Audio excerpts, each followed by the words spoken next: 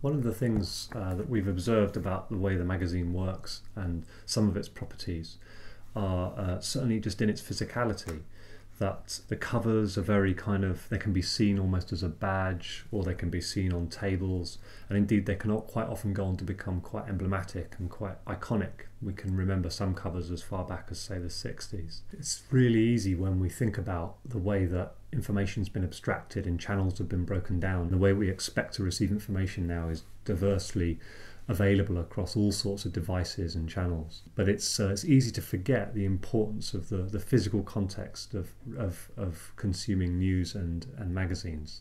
And huge numbers of people still consume information in those formats. This is a kind of average lead spread for a large article, and you can see we've got large pictures, big titles, subheaders, pull quotes, the big shiny stuff that attracts us to the page. And then we've also got a lead paragraph, which leads us into the reading experience, the deeper stuff, and then the basic content, plus all the bits of kind of page furniture and metadata that tends to float about. There's also some smaller images with captions that work in line with the article narrative. Here we've chosen to lay out the page elements that we find in magazines vertically. We find that the metaphorical, graphical, page-turning metaphors that you see quite frequently in web-based e-magazine readers are not terribly believable to us, and they don't feel very honest to the form of the screen. And if we look to successful digital reading experiences like email or blogs or the web more broadly, or iPhone applications like Instapaper, it feels much clearer that scrolling systems would be is more appropriate for what we're dealing with. To give you a sense of the geography of the layout of the magazine, each article, as we said, is vertical, and articles sit next to each other horizontally. As the reader wants to move across the articles, they just swipe simply left and right, which spans the kind of table of contents, if you like, of the magazine across those spreads at the top. And when they want to read into the article or drill down into it, they move up and down. And if they want to move on again, they swipe left and right.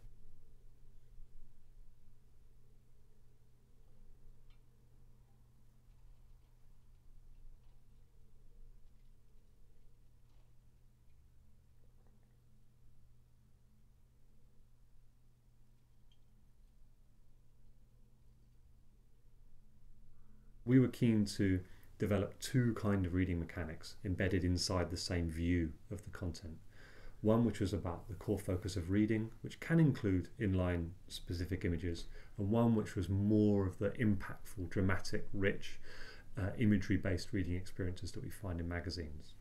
And essentially we switch between the two very, very effortlessly, just by touching on each side of the screen. This simply shifts the focus of the view between the vertical text or the stacked images.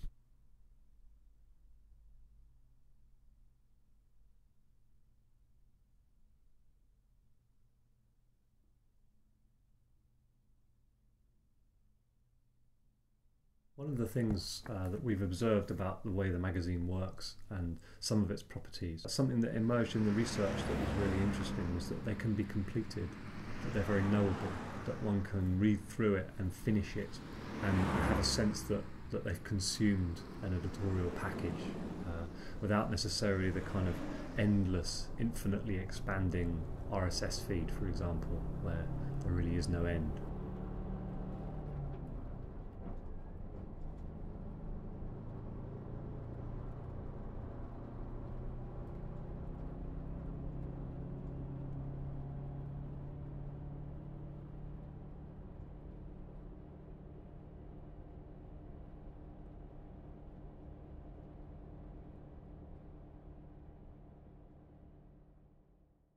So the reader can orient themselves inside the magazine.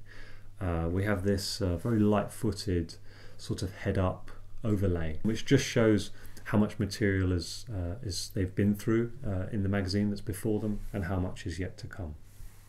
Critically, there's no change in the layout with the different orientations of the device.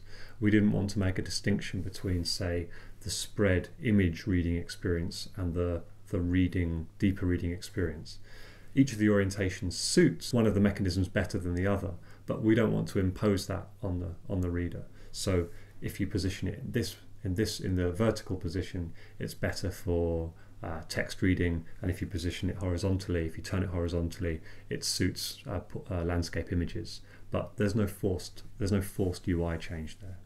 Obviously, we don't want to interrupt the core reading experience. I'm very keen to make sure the UI doesn't get in the way of the material, so it's not covered in buttons. But there are certain functions like search or save for later, bookmarking, etc., which are really important. So we've had to think about ways that you can call up simple functions inside the UI.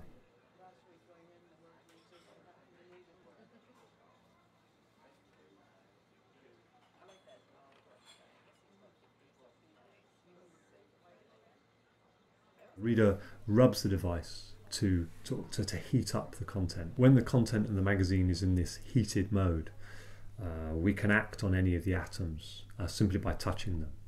And this throws up this radial menu with the contextually appropriate options to cut out or send to a friend, or to draw in material from the web, whatever's appropriate for that particular piece of content. We've moved on to look at some of the ways that the device might occupy the world, especially since that's so important for magazines.